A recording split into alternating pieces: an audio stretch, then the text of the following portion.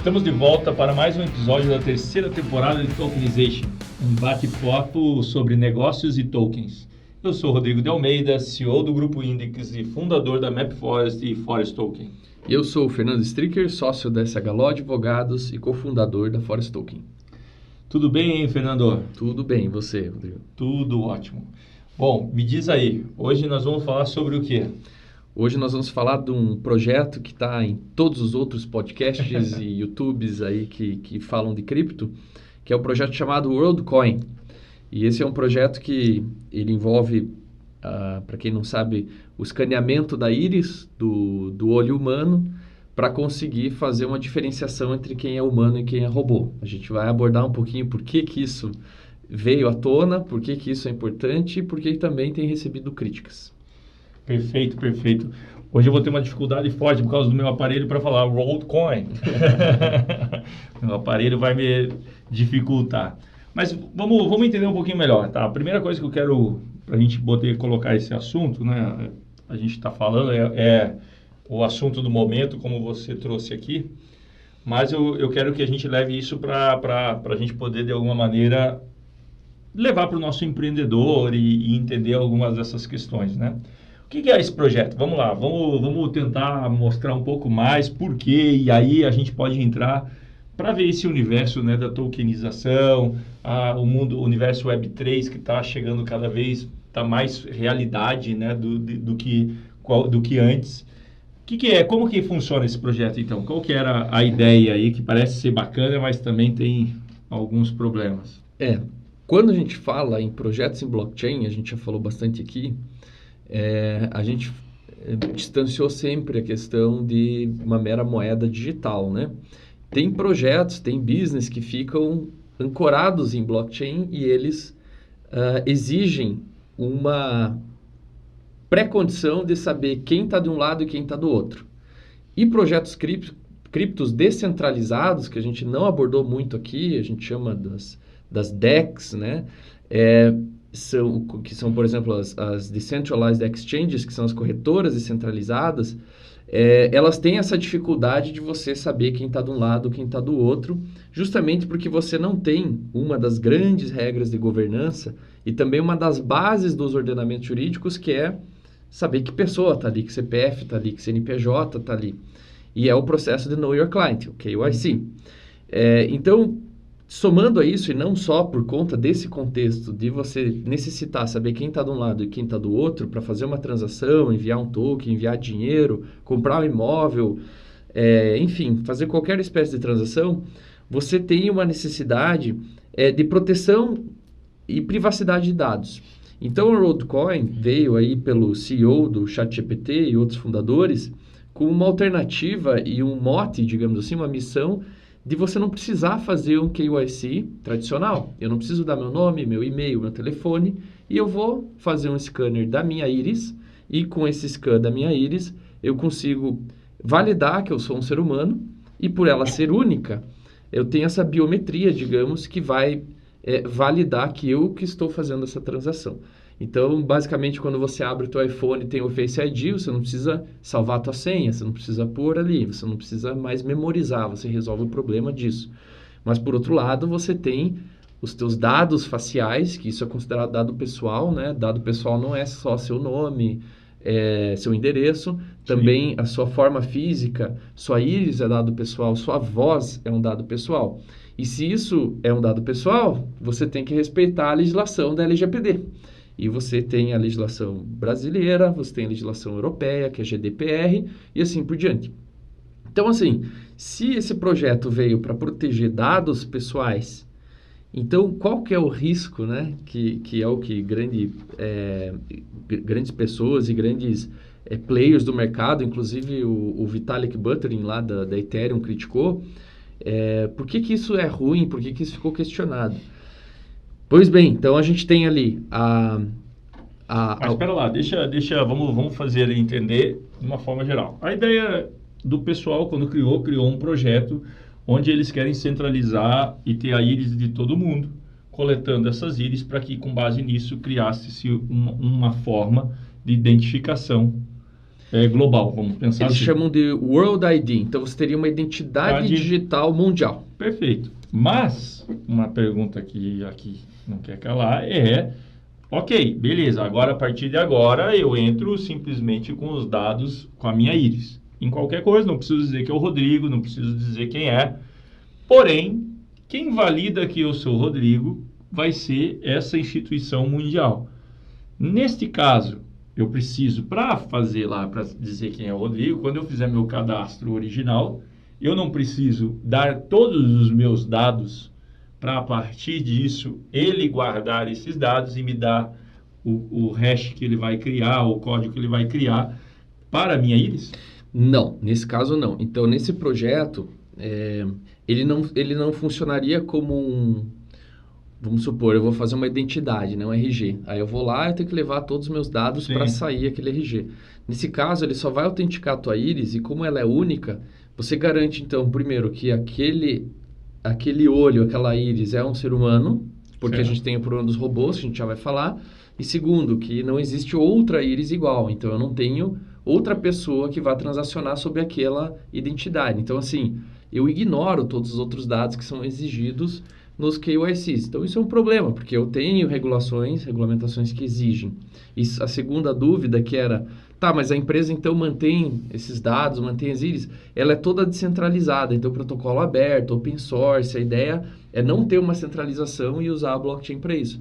Porém, a grande crítica do Vitalik foi justamente isso, existe o risco de ser centralizado. Sim. É possível existir uma centralização disso, e a partir do momento que você tem a centralização, só para explicar para os ouvintes, é você poder ter o poder de ter o dados, vazamento e informação. Exatamente. Eu ainda tenho algumas dúvidas que beleza, ok, tenho isso, vou usar isso para uma transação, mas, por exemplo, para mim fica muito claro no que você vai explicar ali para frente para me diferenciar de um robô.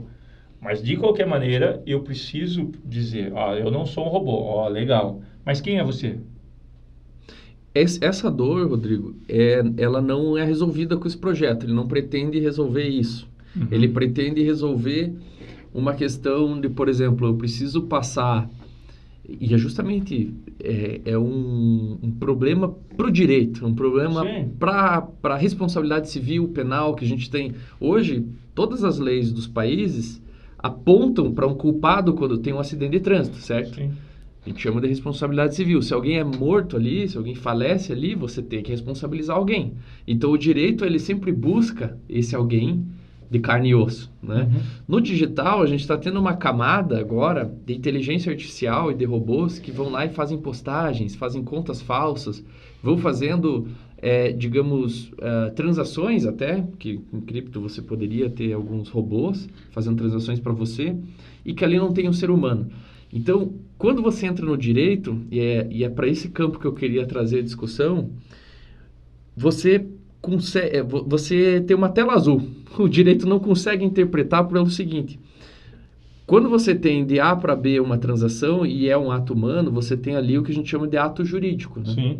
Então, esse ato que é jurídico, ele tem efeitos jurídicos no mundo real. Sim. Mas quando você tem robô de um lado, você não tem ali um ato jurídico praticado por um ser humano. Sim. Aí quem que você vai responsabilizar? Quem desenvolveu o código? Né? É o que eu até venho vendo em algumas palestras, né, que ainda no mundo de direito a questão do blockchain está um pouco devagar, mas vem muito a discussão do blockchain e administração pública. Como é que eu vou automatizar algumas transações da administração pública se a lei exige que tenha um ato administrativo praticado por um agente do Estado, né? Então, tem limites para o blockchain, tem limites para a programação, mas existe essa dificuldade hoje, um grande problema que é eu garantir que do outro lado tem um ser humano, eu garantir que do outro lado eu não estou, por exemplo, numa conta de Twitter ali que está publicando um monte de coisa e aquilo ali é tudo falso para, digamos, alterar o resultado de uma eleição, ou inflacionar alguma posição do youtuber e manipular algoritmos. Eu entendi muito. Para mim, eu acho que essa parte fica clara, talvez para os nossos ouvintes, eu acho que fica claro. Beleza, eu estou usando minha íris para provar que eu sou um humano, né? E eu vou conseguir fazer. Para mim, ainda não está muito clara a aplicação disso na prática, né? Então, por exemplo, e aí pensando no contexto que envolve várias outras coisas. Legal, beleza. Se eu vou fazer agora um cadastro, faço meu cadastro numa conta. Não vamos simplificar, não vamos nem fazer transações. Vou fazer minha conta lá no Instagram. Tá? Aí eu vou colocar meus dados. Hoje, o que acontece? Se consegue criar robôs, tá? E esses robôs, coloca lá, cria uma foto, pega uma foto, ou rouba uma foto de alguém, ou faz dados, coisa, né? Ou cria na inteligência artificial agora, e cria uma foto, cria dados, joga lá, joga qualquer coisa, e ainda pode, de repente, colocar dados roubados lá dentro, ou criar dados. Beleza. E aí é um robô operando. Esse eu acho que é o maior drama hoje do Instagram e de tudo mais, o lixo que tem lá dentro circulando para o valor de negócio dele. Beleza, agora eu tenho a íris, eu vou lá e coloco a íris, mas coloco meus dados também, e a única coisa que eu consegui fazer aqui foi garantir que eu sou um humano. Né? Eu não consegui entender ainda onde que entrou a proteção de dados, porque... É que daí eu não transfiro, o Instagram, por exemplo, não teria meu nome. Mas, por exemplo, tá bom, mas qual que seria o valor para mim, por exemplo, eu ter uma conta no Instagram sem meu nome? Você poderia, por exemplo, aqui no Brasil é muito comum as pessoas usarem o nome mesmo, né? Pessoa física. No exterior é comum o teu nome no Instagram não ser teu nome, ser um nickname mesmo, eles usam o nickname. Então as pessoas não se expõem como a gente se expõe lá. Põe Fernando Stricker no Instagram, eles põem lá uma coisa só para os amigos verem. Uhum. Então, assim, a tendência, né? E assim, uma das soluções eu não precisaria dar dados tradicionais, nome, RG e e-mail, para abrir uma conta. Mas... é a questão que eu estou trazendo aqui, a dificuldade é que em algumas regulamentações você vai exigir a conta, vai exigir o KYC tradicional. Eu não estou nem pensando na questão jurídica, eu estou pensando no negócio, entendeu? Aí eu vou montar uma conta, vou abrir uma conta no Instagram, eu não vou dar meu e-mail, eu não vou dar todas as minhas informações, não vou dar nem meu nome, nem meu telefone, nem meu CPF, nem nada dentro disso daqui. Você poderia ter toda a tua rede de amigos, publicar e o Instagram não sabe quem é você, entendeu? E aí a minha pergunta é essa. Beleza, e como é que o Instagram vive? Aí por isso acaba um pouco com os negócios que hoje vivem de dados, já que você não paga pelo Instagram, né? Eles coletam teus dados. Exatamente, porque aí, por exemplo, você vai circular, por exemplo, você quer vender coisas, você quer fazer... Hoje, por exemplo, as pessoas vivem, o Instagram é um marketplace ali dentro, onde você se estabelece, né? E o grande negócio é você criar pessoas para ter um público e a partir disso você fazer um negócio. Mas aí até, Rodrigo, tem muitas pessoas, tipo, jurídicas, que não precisam fazer o KYC que elas fazem. A gente que no escritório faz bastante LGPD, a gente vê assim, poxa, por que você está pegando o nome da mãe? Eles não sabem responder. Por que você está pegando o RG? Não sabem responder. É para um contrato de locação, que se tiver uma ação judicial vou precisar do RG? Tranquilo, aí a lei permite você pegar. Por que eu colocaria meu CPF no Instagram? Porque é a forma que o Instagram tem de garantir que só tem um CPF, então não tem outra pessoa que ela gosta. Mas o Instagram nem pede CPF. Se vocês forem ver lá, ele nem pede isso. Pede teu nome e e-mail, tanto que você pode ter um monte de conta mesmo. O que o World ID funcionaria como resolução? Olha, vamos supor uma rede social nova que só tem o World ID dentro, só aceita o World ID. A gente teria a garantia de que não teria dois Fernandos lá. Eu, por exemplo, tenho a minha conta pessoal... Tenho a conta do escritório, tenho a conta do departamento do escritório, tenho outra conta de outro departamento. Então, eu mesmo criei 4, 5 contas e se o valuation do Instagram for levar em conta quantos usuários ele tem lá, isso seria inflacionado, porque não são CPFs verdadeiros, né? Mas você transaciona... Mas aí, nesse ponto até, eu agora estou começando a entender o que você está colocando. Por exemplo, vamos imaginar isso, tá? Eu acho que isso é legal para o empreendedor ali a gente vê. Então, vamos lá. A gente vai construir um Instagram agora do zero. A gente vai fazer uma nova rede social. E essa nossa rede social vai usar essa rede mundial. E vai ser basicamente muito simples. Para entrar lá, você precisa simplesmente botar a sua íris lá. E aí você tem uma identidade lá dentro. Você vai criar seu perfil. E beleza. E aí você começa a postar coisas. Tá? Daí você criou a sua identidade, não botou seu nome, que uma das coisas que você não queria, colocou qualquer questão. Mas você é um usuário dentro disso daqui. E aí, o que é a grande vantagem? Você está validado como único e todo mundo que está ali dentro agora não tem robô. Essa Exato. brincadeira não é permitida porque agora você tem as pessoas que estão ali. Então, quem der um like ali é um like real, Verdadeiro. verdadeiro. Você tem lá 10 mil seguidores, você tem um núcleo de 10 mil seguidores e realmente tem valor aquilo lá. Por exemplo, você não precisa ter 1 milhão de uma comunidade para que você comece a valorar posts e começar a fazer propaganda e Patrocínios, né? patrocínios e tudo mais. Você Então, vai saber onde está colocando dinheiro, né? isso me parece totalmente factível. Uhum. Mas aí a questão que segue é, beleza, e aí eu começo a fazer publicações racistas ou qualquer outro tipo de crime que pode ser convertido lá. Como é que você me acha? Esse é o... Eu vou ser excluído? Ok, beleza, mas eu já cometi o crime. Aí entra na barreira que a gente comentou. Se você não tem o KYC tradicional, você não tem o nome real. Sim. Você não tem um endereço, você não tem Sabe que eu sou um humano. Sabe que é um humano, exatamente. Ok, mas é um humano fazendo cagada. Hoje existem formas de você responsabilizar alguém, porque isso já acontece, né? A pessoa vai lá no... Vou pegar um caso real, vou trazer um caso real que eu judicializei, tá? Uma cliente foi xingada no Google, ela era prestadora de serviço profissional, e um cliente não gostou dela, teve uma inimizade, enfim, foi lá no Google e fez um comentário xingando ela, o serviço dela, e ficou aquilo no Google. Então, o grande problema é tirar aquilo do Google, porque todo mundo que ia buscar lá no Google Maps para ir até o endereço, via aquele comentário e duvidava. Então, tinha um dano para ela ali muito evidente. Além de que eram palavras, assim, chulas, né? E aí, a gente foi buscar quem fez aquela publicação. Primeiro ponto é você pedir ao provedor, que é o Google. O Google nos forneceu o IP, falou, olha, é isso que eu tenho, as informações aqui são falsas e é isso que eu tenho. Com base no Marco Civil da Internet, que é o que eu acabei de dizer que o direito ele vai sempre tentar apontar para alguém, ele responsabiliza depois o provedor que traz a internet para você, porque ele te dá o IP, da onde veio aquela publicação. E ele depois dá para onde veio, onde que está o modem dessa internet. E foi para uma universidade aqui de Curitiba. Então, alguém acessou na universidade, entrou lá com nomes falsos, fez um perfil falso e xingou. A universidade não conseguiu provar quem fez o login naquele computador, ela teve que indenizar. Então, assim, esses casos em que a gente não chega no nome, o direito vai lá e tenta... Então, olha, você vai ter que exigir hotel, você não tem que pôr o quarto e o sobrenome, geralmente, porque lá no cadastro tem um link ao teu nome. Se você entrar no teu quarto, fazer algum crime digital pela internet do hotel, eles te encontram. Então, é uma forma de você responsabilizar. Então, você veja que a gente acabou de achar um caminho perfeito para você ferrar todo mundo, né? Porque, veja, você nunca vai me achar pela íris só. Entendeu? Tipo, porque não tem meus dados.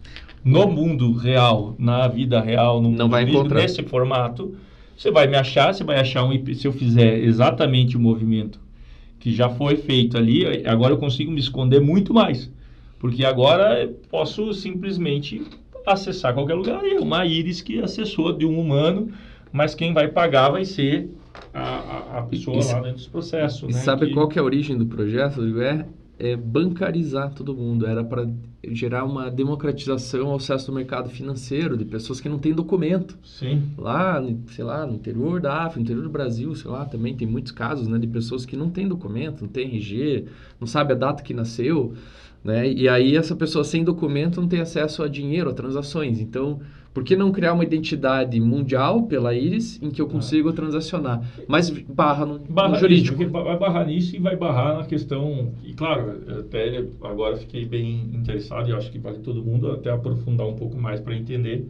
Porque, para mim, a questão... Eu ainda estou preso, e isso acaba ficando preso na questão jurídica. É que a gente vê a ótica dos negócios rodarem ou não. Vai acontecer, né? Por exemplo, cara, e aqui eu já imagino uma porrada de coisas que pode acontecer. Por exemplo, beleza, vamos pegar aí no sistema financeiro... Lavagem de dinheiro. Lavagem de dinheiro animal, né? Entendeu? Tipo assim, cara, eu vou lá num país isolado qualquer, em desenvolvimento... É o que fizeram. Eles fizeram assim. Você vai lá na África, vem aqui no Brasil, vai na Argentina e começaram a coletar as íris como teste, né? Ainda não operando, coletando as íris e dando o token para você lá, se você quisesse. Hoje, até por curiosidade, eu vi aqui, tá um token da WLD, que é é o WorldCoin deles, é R$ 8,30. Então, se você quiser apostar... Esse funciona no mesmo modelo, é um token Ether ali, de né? utilidade, Ether, exatamente. Tipo um token de utilidade tipo Ether da Ethereum, né? Então, seria Isso. a mesma coisa, né? Primeiro, só para explicar, não tem nada a ver diretamente. É o sistema, para o sistema funcionar, o cara gera um token utility que para você poder usar o serviço deles, você precisa comprar esse token. Teoricamente, só quem compra esse token seria pessoas que querem usar o sistema. Como no caso do Ether, ele pode sair por um market maker qualquer, ele vai para o varejo, porque as pessoas acabam esperando que o número de uso aumente e aquele token valorize ou desvalorize. Eu vejo assim, Rodrigo, até para talvez concluir essa crítica que você trouxe, que eu acho bem importante, né? Então eu tenho o problema do KYC, que eu não supero, né? É uma exigência legal, enquanto existir a lei eu tenho que cumprir. Então, para negócios que exigem KYC, eu não consigo usar a WorldCoin, a princípio, né? Talvez pudesse usar com uma camada e lá no fim eu tenho sim os dados, a empresa exige e eu consigo responsabilizar alguém, pode ser, né? Mas projetos que não exijam talvez uma transação financeira, não exijam uma necessidade, vamos supor, de eu ter os dados aqui pessoais para responsabilização civil, eu posso pensar numa estratégia de votação, né? Eu posso ter uma estratégia de usar o WorldCoin, usar o World ID para votar em alguma destinação de algo, né? Ou num projeto. Aí você não xingou ninguém, você não pode ser responsabilidade civilmente, e você não transacionou e não teria lavagem de dinheiro, mas o teu voto, a tua voz seria ouvida digitalmente. É que tudo, eu acho que a parte para mim, fica evidente, embora quando você falou lá na questão, né, do uso da íris, me lembrou dos filmes de ação da década de 90, né, que já apontavam lá a íris, né, como a solução, e o cara arrancava o olho do cara, era muito... O cara arrancava o olho e botava como se fosse um pirulito, né, como se a corda não fosse esvaziar, né, mas o cara ia lá e fazia. Cara, eu imagino também como que, por exemplo, não pode acontecer esse roubo, né, não de forma tão agressiva como nos filmes da década de 90, mas como que alguém pode roubar esse dado, né? Esse dado, a íris, né? Desses aqui, tipo, cara, porque, no fim das contas, é uma possibilidade, né? No Brasil e na Argentina, até trazendo esse dado, teve a suspensão desse escaneamento. Na Argentina está tendo uma investigação sobre isso, porque existe esse risco, né? Você coletando e tendo uma base de dados de íris das pessoas, e se em algum momento outro projeto surge e você tem lá toda essa base, e você pode usar para outro fim, você usou isso só para coletar o dado, e agora que você tem uma base de 1 milhão, 2 milhões, 3 milhões de pessoas com a íris coletada, para que fim vai ser utilizado? Então, de novo, sempre a coleta de dados ela é delicada, ela é muito... Hoje, as autoridades já se tocaram que isso é dinheiro, né? Há 15, 20 anos, talvez até um pouco mais, eles não tinham se alertado a isso, o potencial que isso geraria de problemas. Mas, assim, trazendo esse caso para o nosso ouvinte para ver que, primeiro, o blockchain tem N utilidades. Essa é uma delas, nova, que a gente trouxe, bem diferente das outras. E tem essas dificuldades, que é a regulamentação, que já é exigida, né? E em alguns cenários você vê uma solução, mas para outros você sempre vai barrar na lei. Então, você tem que ver, por exemplo, as limitações do KYC que vão impor no teu projeto. Você vai precisar ter um nome lá. Então, a descentralização como um sonho, né, que muita gente tem, ela tem as suas barreiras no mundo real. Porque, claro, por exemplo, você vai usar lá o blockchain para embaralhar todos esses dados, todas essas informações, dentro disso a validação, você, teoricamente, não vai ter, a empresa não teria, né, isso, a gente fala teoricamente, né, dentro disso não teria acesso às informações de base. Mas, de uma maneira geral, você estaria dando o poder de uma forma que vai contra a descentralização, porque você estaria dando poder para uma instituição única, né? E eu acho difícil que isso seja permitido pelos governos, pelos estados de forma geral, né? Dentro disso, como que o estado perderia esse controle sobre a sua população, sobre o controle, e aí, por exemplo, o sistema judiciário, todo o sistema que se apoia financeiro, como que isso impacta, né? Eu posso estar bem errado, Rodrigo, mas eu apostaria no seguinte no projeto, até porque eu achei difícil encontrar informação bem prática dele. Eu achei Sim. a mesma coisa em todos os portais, a mesma coisa. Então, essa discussão que a gente teve, ela foi bem à frente. Talvez a gente tenha cometido alguma injustiça com o projeto. Sim. Mas eu diria o seguinte, sabe quando você tem teu login no Gmail lá? E aparece, ou da Apple, logar com a Apple e daí ele cria um e-mail aleatório para não ficarem te mandando spam. Sim. Eu vejo que o Road ID seria mais ou menos essa linha, você teria teu ID e os projetos ou empresas que aceitassem esse Road ID, você entraria. Só que aí entraria a regulamentação KYC, que a gente falou, Sim. nessas empresas que aceitam. Olha, em algum momento, se precisar, você vai... Então, caberia a empresa decidir, vai aceitar só o Road ID ou você vai fazer um KYC seu? Sim, eu acho que é um ponto bem importante. Acho que a gente traz algo para discutir, né? E a gente poder olhar, né? A gente mesmo ali no Forest Token, a gente tem toda uma política de governança pesadíssima de KYC, né? Que a gente está desenvolvendo, até porque a gente trabalha principalmente PJ e aí a gente tem que ter esse cuidado. Mas, com certeza, temos que avançar. Hoje eu fiz o papel aqui de advogado do diabo, que foi só contrapor, e eu acho que a gente pode voltar nesse assunto. O Marcos já está chamando a gente aqui. Vamos, de forma geral, então, pessoal, valeu. Agradeço a todos vocês que estão nos ouvindo. E se gostaram, compartilhe o Tokenization com um amigo, converse com a gente nas redes sociais e fique por dentro dos próximos episódios. Acesse nossos perfis da Forest Token nas redes sociais, @Forest Token. E até a próxima, galera! Até a próxima!